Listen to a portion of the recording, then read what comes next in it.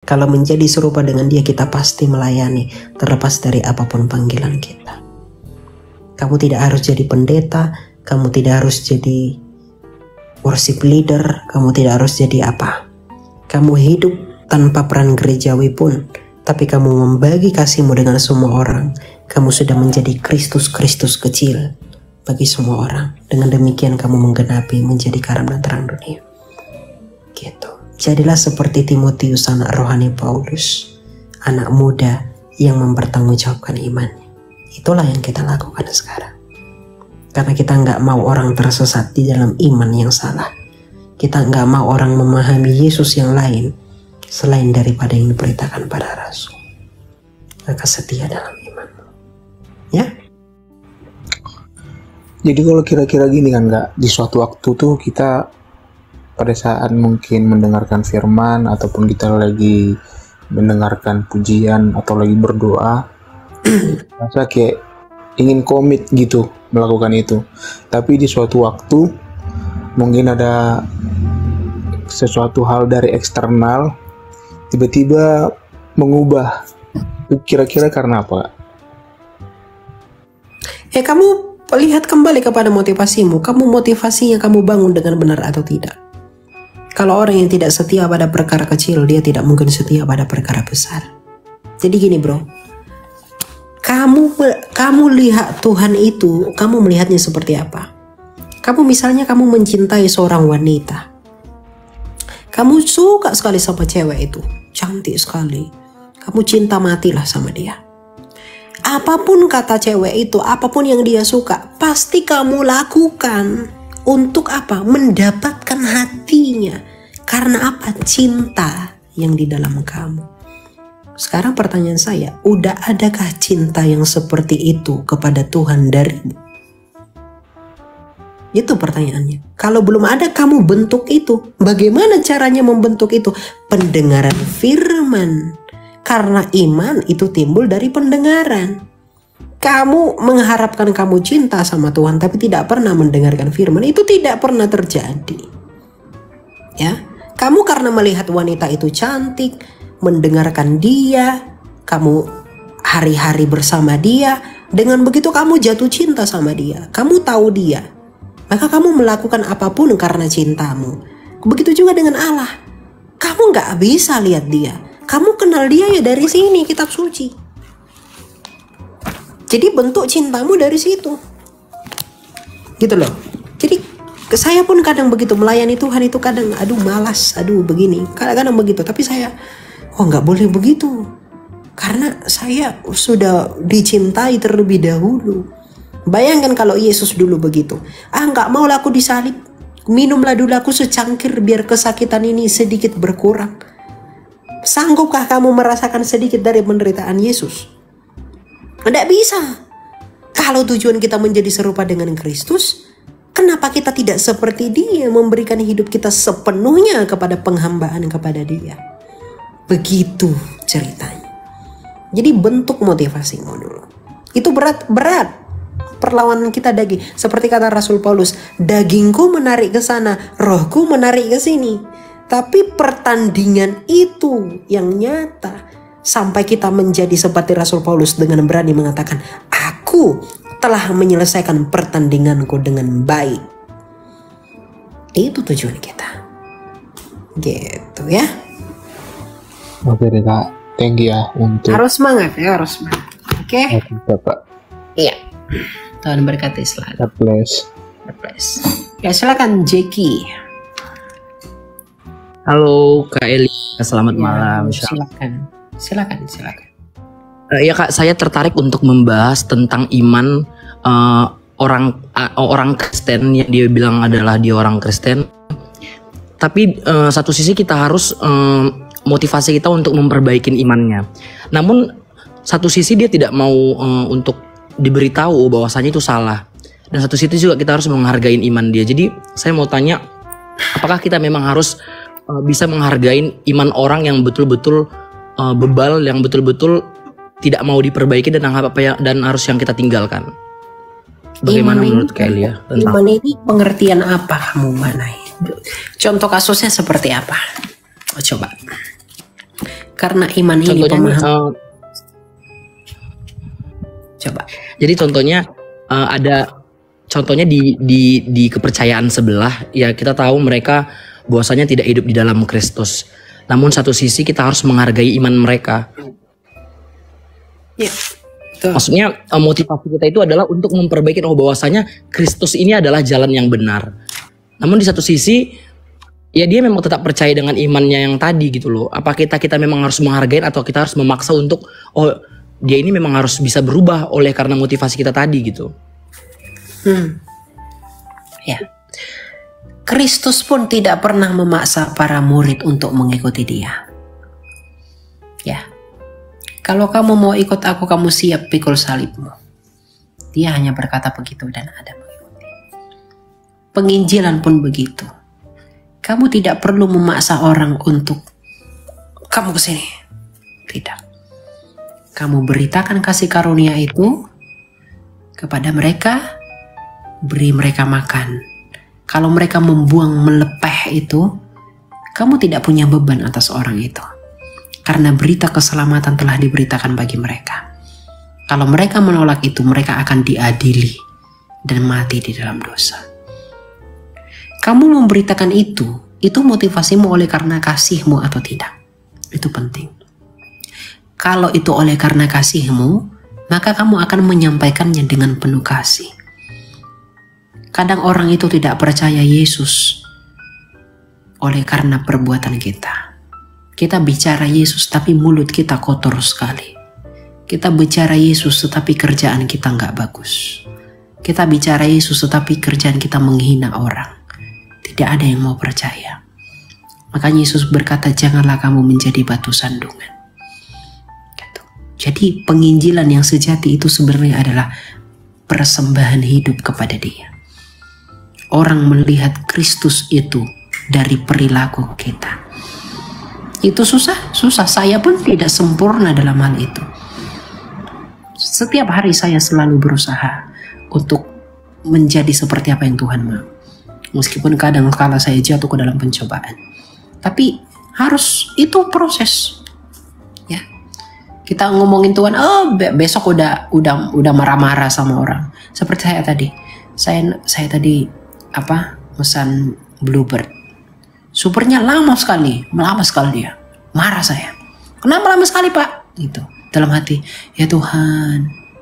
Kemudian waktu mau turun dari Bluebird itu, saya scan itu buat bayar.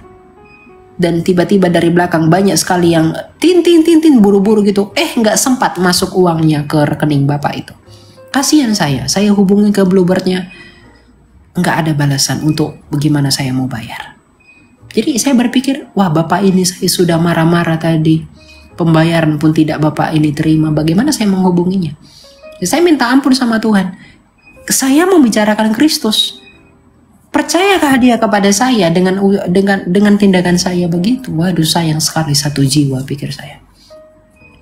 Hal-hal seperti hal-hal yang kecil begitu itu menentukan kita.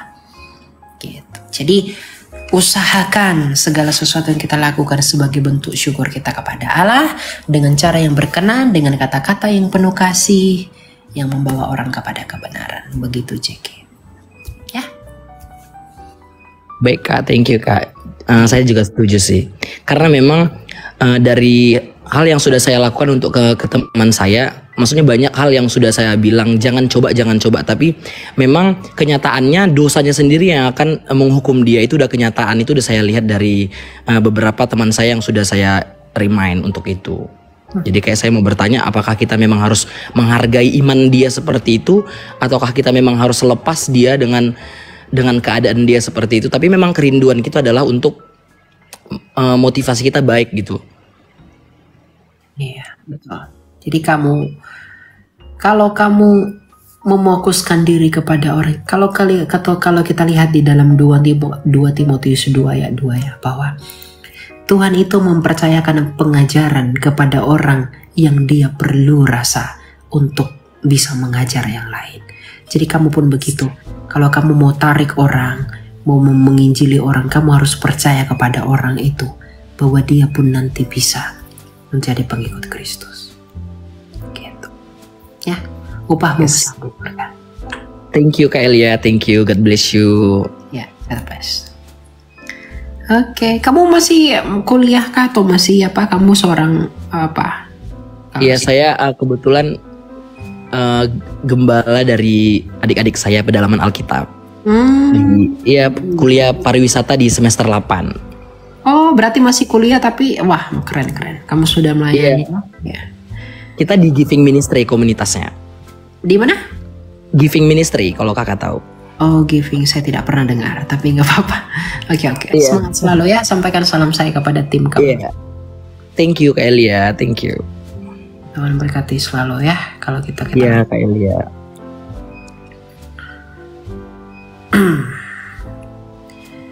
Iya, saya suka sekali dengan anak-anak muda yang punya api yang membara buat penginjilan ini ya. Janganlah kamu menganggap rendah kalau kamu itu muda. Gitu. Mana ini Suryanti? Naiklah Suryanti.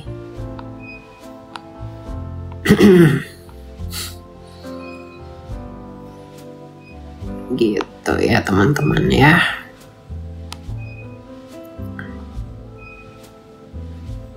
Menduk hatamu walito di dalam hasuran. Kemana ya bu ini? Mau bobok dia ini. Kemana kau bu? Mau nanya. Ya nanya lah. Halo Kak Elia. Silakan. Pikir tadi perempuan kau. Ya silakan bro. Apa? Aku mau nanya, itu kenapa Martin Luther itu ciptain agama Kristen? Aku bingung. Gimana Martin Luther menciptain agama Kristen?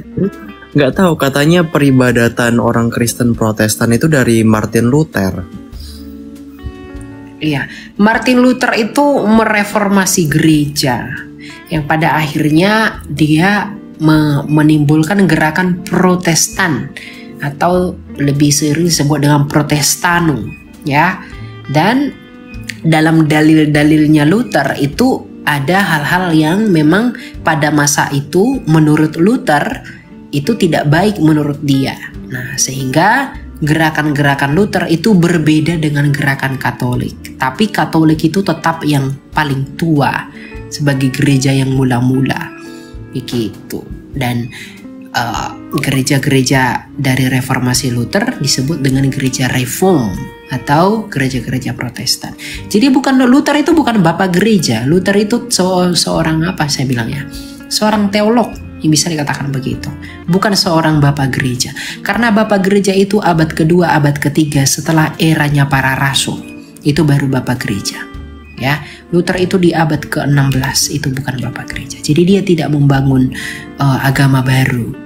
Ya, dia hanya menurut sudut pandangnya harus begini, harus begitu, sehingga dia membuat kegerakan dan ada yang mengikuti gerakannya itu disebut dengan Protestan. Begitu. Jadi bukan menciptakan agama baru. Tapi menurut kakak ajarannya apa sih, reformasinya Martin ini baik nggak sih? Sesuai Alkitab nggak sih? Ya, menurut saya itu tidak masalah karena yang Luther lakukan itu adalah dia melihat sesuatu itu dari sudut pandangnya dia mengenai prioritas-prioritas tertentu. Nah, tetapi Luther kan tidak menghilangkan pondasi dasar keimanan kepada Kristus, bahwa Yesus yang menyelamatkan, kemudian Kristus sumber keselamatan, percaya kepada Allah Trinitas, Allah Tritunggal, percaya kepada doktrin Allah Bapa, kepada Kristus, kepada Roh Kudus yang menyelamatkan dan menghidupkan. Gitu. Luther itu hanya melihat yang kecil-kecilnya saja, yang primer dia tetap ambil. Begitu. Jadi itu hanya cara pandangnya dia, karena pandangan Luther ini juga nanti akan dispesifikkan lagi oleh Calvin. Makanya disebut dengan aliran Calvinis, kemudian ada teologi tulip lah apa segala macam. Ya, bagi saya itu tidak masalah dalam pengertian apa? Dinamika gereja itu seperti itu.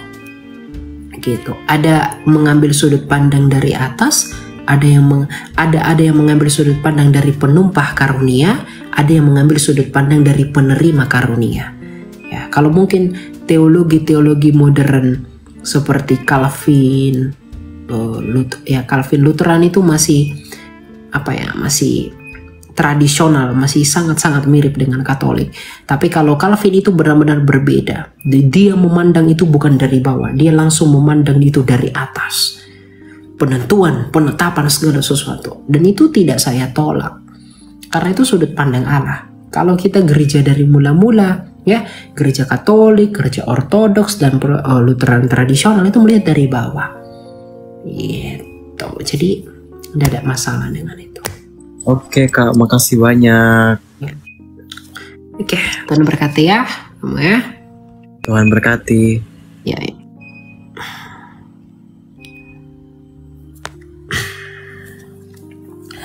Oke, kita lanjutkah atau sudah dulu? Ada lagi yang mau kalian tanyakan? Sepertinya sudah dulu ya, atau bagaimana? Lanjut dulu. Kalian tidak boleh begitu ya. Saya yang tidak tidur nanti. Ya silakan, Denny. Halo Kak. Halo, silakan bro. Terima kasih atas waktunya. Jadi sebelumnya saya kasih tahu dulu ya, background saya kebetulan dari keluarga yang non-Kristen dan Kristen ya. Tapi saya sendiri belum menjadi Kristen, jadi kayak masih mempertimbangkan lah. Tapi ini Kak, yang saya mau tanya. Jadi ketika saya sekitar umur 14 atau 15 tahun ya, itu sebenarnya saya masuk salah satu kegiatan rohani, tapi bukan Kristen, suatu kegiatan rohani lah ya, masuk organisasi. Cuma uniknya saat itu saya dalam mimpi itu, nah ini saya mau bertanya bagaimana pandangan kakak terhadap mimpi saya dan apakah itu sebuah petunjuk, apakah dalam Kristen itu bisa dianggap petunjuk atau seperti apa. Jadi di dalam mimpi saya tersebut, saya ada di dalam jalan yang sangat gelap. Jalan yang sangat gelap, saya mencari jalan, tapi saat itu tiba-tiba ada cahaya, Kak. Ada cahaya di langit, saya melihat, tapi itu nggak bisa kelihatan sama sekali, dia hanya berupa cahaya. Ketika cahaya itu saya ikuti, dia berubah menjadi salib, Kak.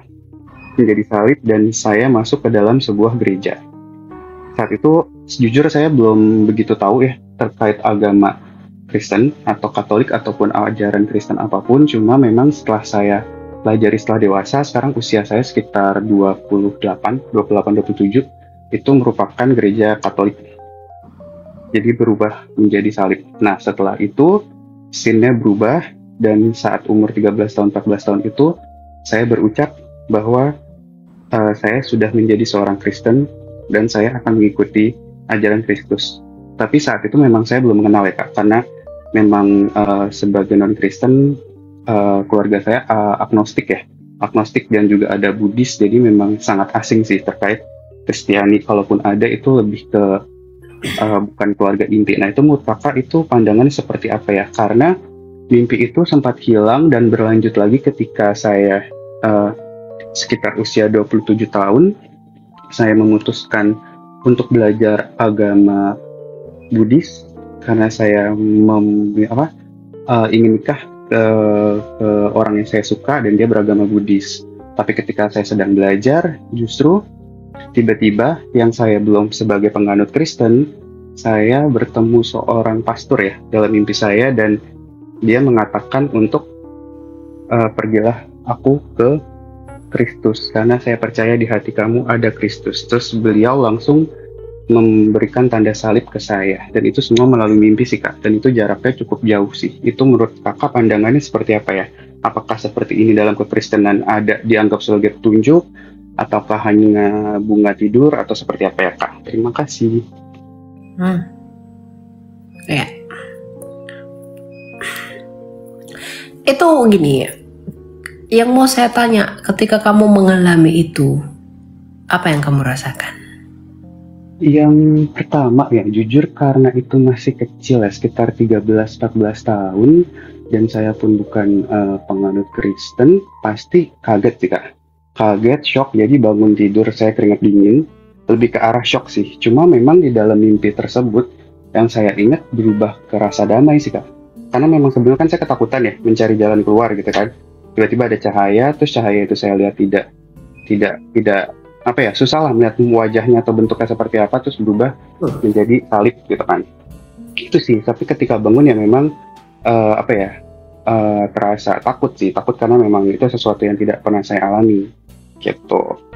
Itu gimana Kak? Kamu tinggal di Kalimantan ya? Oh enggak, saya di Jakarta.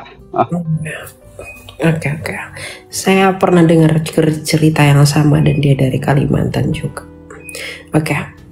Jadi begini, Denny, satu hal yang harus kamu ketahui adalah tadi kan ketika saya berdoa, saya mengatakan bahwa Roh Kudus itu nyata untuk menghidupi kita. Tuhan itu, Roh Kudus yang keluar dari Bapa, yang diutus oleh Kristus, itu memampukan kita untuk mengetahui rahasia Allah. Ketika itu masih menjadi misteri di dalam pikiranmu, dan kamu dari 40 orang di bawah saya pilih untuk naik ke atas, ya, itu bukan sesuatu kebetulan. Dalam pengertian pertanyaanmu itu akan dijawab oleh saya. Saya harus berani mengatakan bahwa itu petunjuk dari Tuhan. Kalau kamu memang dari kecil kamu belum mengetahui artinya, tapi sekarang kamu mengetahui artinya. Sama seperti orang-orang yang tidak diberikan pengertian mengenai kerajaan Allah pada waktunya, tapi ada waktu dan masa bahwa mereka diberi pengetahuan mengenai kerajaan Allah. Jadi dari semua apa yang saya sampaikan tadi, kamu harus sadar bahwa kamu itu penuh dengan dosa, dan kamu tidak bisa dan kamu tidak layak sebagai apapun di hadapan Allah. Kita berbuat baik itu hanya di hadapan manusia, tapi itu tidak pernah baik di hadapan Allah. Oleh karena itu kamu butuh pendamaian. Ketika kamu mengatakan kamu melihat terang dan melihat salib di sana, itu menjadi tanda bahwa di dalam salib itu kamu mendapatkan kemenangan, yaitu penebusan di dalam Dia. Yang tanpa penumpahan darah melalui salib itu kamu tidak mendapat pengampunan dosa. Dan kemudian kamu juga di blessing oleh salib dari pastor Katolik yang kamu katakan itu benar dan baik. Jadi kalau dari saya sebagai seorang penginjil adalah sukacita bagi saya dan dari seluruh malaikat di surga dan semua orang di sini ketika mengetahui kamu datang kepada Kristus. Itu bukan untuk kami tidak mendapat apa-apa dari semua itu. Kami tidak menjadi kaya, kami tidak menjadi lebih hebat, lebih keren ketika kamu mengikuti Kristus. Itu hanya bagi dirimu sendiri. Sadarilah itu, bahwa kamu butuh juru selamat yang mendamaikan kamu dengan Allah oleh karena dosa dan kesalahan. Jadi, saya bisa katakan itu tanda daripada Tuhan. Tapi yang saya mau katakan kepada kamu, mungkin ada di luar sana filsafat yang kosong, ada godaan di luar sana yang akan mengacaukan pikiranmu untuk menolak Yesus. Tapi saya perlu mengingatkan kamu kepada pemahaman Alkitab bahwa jangan percaya dengan filsafat kosong. Dunia ini akan menolak Kristus. Jadi kalau kamu bertanya kepada saya di room ini, itu karena kamu digerakkan oleh sesuatu yang kamu gak tahu itu apa. Banyak orang yang mendapat mimpi, banyak orang yang mendapat penglihatan tetapi tidak kepo dengan itu, tidak meneruskan itu, malah mengabaikannya karena memang mereka tidak meresponi, atau bahkan roh itu yang menyatakan semua itu tidak punya keinginan yang lebih lanjut dalam hidup kepada siapa orang itu dinyatakan. Tapi ketika kamu menyatakan itu lebih lanjut mengetahuinya, itu ada karya yang kamu tidak ketahui, misterion yang kamu tidak ketahui di dalam hidupmu. Ya, saya ketemu banyak orang-orang seperti itu dan mereka pada akhirnya dimenangkan. Ya, kamu tidak tahu. Sebenarnya berkali-kali sih Kak, makanya saya penasaran. Jadi ketika 2023-2024 juga ada lagi, cuma ini lebih unik sih. Jadi kayak saya pindah ke suatu rumah, terus saat saya keluar tuh ada pohon Natal besar. Karena kan saya cuma tahu bentuk pohon Natal ya.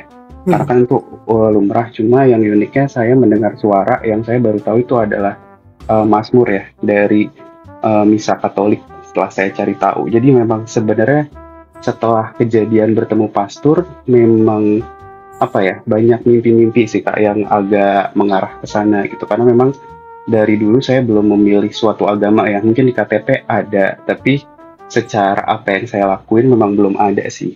Itu yang pertama. Yang kedua mungkin ini sih Kak, yang ada satu jadi pertanyaan. Sebenarnya kejadian ini bukan di saya aja sih Kak. Jadi saya 3 bersaudara dan saya anak terakhir. Kedua kakak saya juga ngalamin hal yang sama sih Kak. Mengalami hal yang sama dengan mimpi yang berbeda. Uniknya ketika saya bertemu pastor, kedua kakak saya bertemu dengan seorang biarawati. Nah, tapi memang dulu walaupun ayah saya non-Kristen, tapi beliau memang bersekolah di sekolah Katolik dan pernah kalau nggak salah ikut komuni ya namanya. Apakah itu ada hubungannya juga dengan Roh Kudus? Karena kan setahu saya harusnya seorang non-Katolik tidak diperbolehkan menerima komuni ya. Tapi pada saat itu beliau entah kenapa diperbolehkan oleh pastor sih untuk menerima komuni. Itu sih Kak. Jadi kayak ada hubungannya Kak atau seperti apa ya?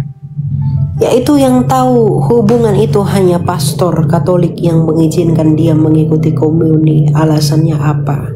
Saya tidak punya kuasa menjelaskan itu karena saya bukan Katolik. Tapi yang pasti itu adalah, ini yang harus kamu ketahui Denny. Segala sesuatu itu terlihat dari buahnya. Kamu ngomong-ngomong apapun pengalamanmu kepada saya, kalau itu tidak mendatangkan kedamaian bagi kamu, itu bukan dari Tuhan. Tapi kalau itu mendatangkan kedamaian bagimu dan kamu merasa perlu untuk mengetahui itu lebih dalam, maka berjalanlah di jalan itu. Ya hanya itu saja. Saya tidak punya kuasa menjelaskan lebih jauh karena saya tidak punya karunia untuk itu. Oke Kak, cukup jelas sih karena memang banyak sih pengalaman yang agak membuat saya lebih tenang sih sekarang. Terima kasih ya Kak atas jawabannya. Ya, saya berharap bertemu kamu di kerajaan Bapa ketika kita di dalam surga nanti. Amin, saya Kak. berharap seperti itu ya. Terima kasih atas doanya Kak. Iya, saya berkati. Tuhan berkati kamu ya. Amin, Tuhan memberkati. Ya.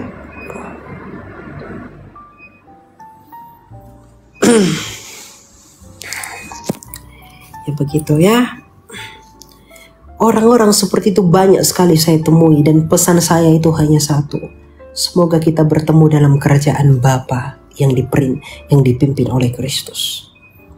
Kamu tidak pernah terbayang betapa bahagianya kita hidup bersama dengan Kristus, memandangi wajahnya yang kudus di dalam sukacita yang baka, yang tiada tara, masing-masing dengan mahkota kemuliaannya, dengan malaikat yang bersorak-sorai di dalam kerajaannya, langit dan bumi yang baru, segala sesuatunya menjadi baru. Yesus mengatakan, lihatlah, aku membuat segala sesuatu menjadi baru. Itu luar biasa. Itu kerinduan kita. Tadinya kita yang berdosa, kita menjadi baru.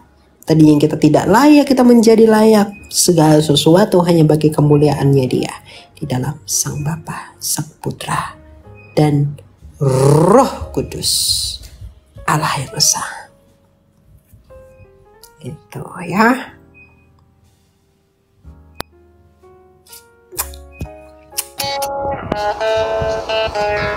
Ya, silakan bro. Salam Kak. Ya, salam, silakan. Ini Kak mau nanya yang di Matius 19 Kak. Ayat berapa? Ayat 9 Kak. Itu tuh maksudnya gimana Kak? Matius 19 ayat 9. Ntar ya.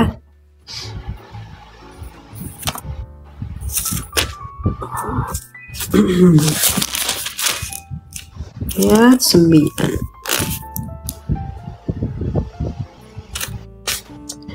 Namun aku berkata kepadamu, siapa saja yang menceraikan istrinya kecuali karena zina lalu kawin dengan perempuan lain, ia berzina.